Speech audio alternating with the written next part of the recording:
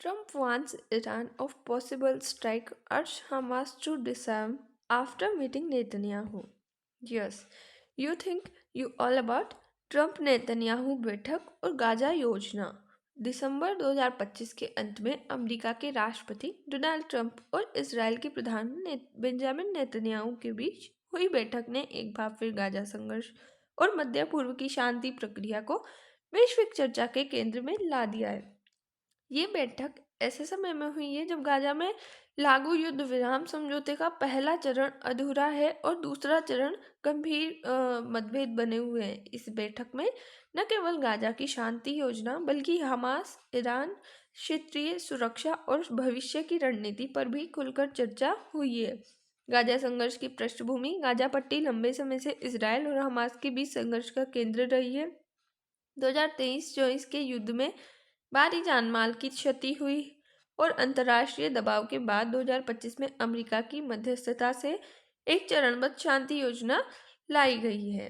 इस योजना का उद्देश्य युद्ध को रोकना, बंधकों की रिहाई करना, मानवीय सहायता पहुंचाना, दीर्घकालिक शांति की नींव रखना है।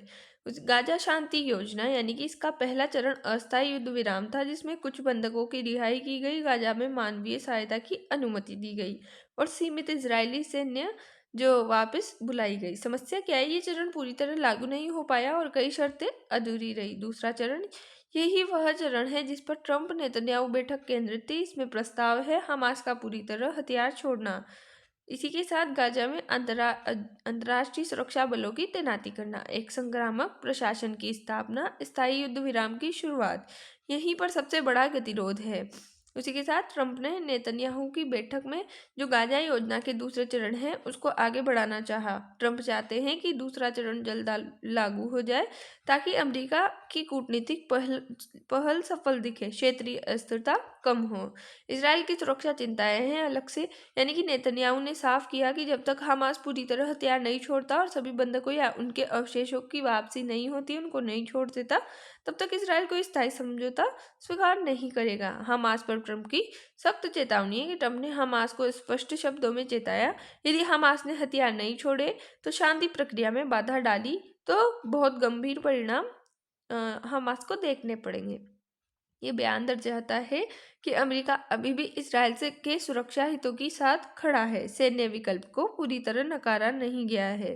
नेतन्याहू का दृष्टिकोण यानी कि नेतन्याहू के लिए यह मुद्दा केवल शांति का नहीं बल्कि राष्ट्रीय सुरक्षा, घरेलू राजनीति, बंधकों के परिवारों का दबाव से जुड़ा हुआ है। उनका रुख है हमास को किसी भी रूप में वैधता नहीं देना। गाजा में भविष्य की सत्ता व्यवस्था पर इजराइल की भूमिका जरूरी है और ईरान का मुद्दा है कि बैठक का अहम हिस्सा जो है ट्रंप मतलब जो बैठक में ट्रंप ने ईरान को लेकर भी चेतावनी दी है, यदि ईरान ने फिर से परमाणु कार्यक्रम किया तो बैलिस्टिक मिसाइल गतिविधियां की या तेज की तो अमेरिका कड़े कदम उठा सकता है। ये दर्शाता है कि गाजा संकट को अमेरिका ईरान समर्थित गुटों से जोड़कर देख रहा है।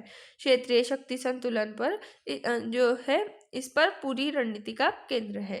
क्षेत्रीय और अंतर्राष्ट्रीय इम्पैक्ट क्या होंगे, तो मध्य पूर्व पर प्रभाव होगा, यानी कि लेबनान जो हिजाबुल्लाह है उस पर, सीरिया, ईरान, इन सभी क्षेत्रों में तनाव बढ़ने की आशंकाएं देखने को मिलती है। वैश्विक राजनीति की बात करें तो अमेरिका की भूमिका शांति स्थापक के रूप में, मुस्लिम देशों की प्रतिक्रिया और यूरोप और संयुक्त राष्ट्र की चिंता यहाँ देखने को मिलती। क्यों? क्योंकि जो अमेरिका है वो अपने आप को, डोनाल्ड ट्रंप है वो अपने आप को शांति, जो नोबेल शांति प्राइज है वो दिलवाने की कोशिश कर रहे हैं, तो वो ऐसे के काम करने की कोशिश कर रहे हैं। मुख्य चुनौतियाँ क्या है, तो हमास का हथियार छोड़ने से इनकार कर रहा है और गाजा में प्रशासन कौन संभालेगा अगर वो ऐसा होता है तो। उसी के साथ अंतर्राष्ट्रीय समझौता होता है तो अंतर्राष्ट्रीय शांति बलों की स्वीकार्यता, इसराइल की सुरक्षा बनाम फिलिस्तीनियों के अधिकार।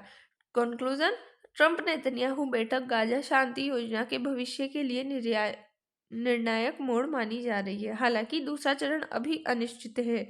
हमास और इजराइल के बीच भरोसे की कमी बनी हुई है। फिर भी यह बैठक संकेत देती है कि अमेरिका गाजा मुद्दे को सिर्फ स्थानीय संघर्ष नहीं बल्कि पूरे मध्य पूर्व की स्थिरता से जोड़कर देख रहा है। आने वाले महीनों में यह स्पष्ट होगा कि ये कूटनीति प्रयास स्थायी शांति की ओर ले जाता है या फिर एक नए टकराव की ओर। Thanks for watch. जय हिंद।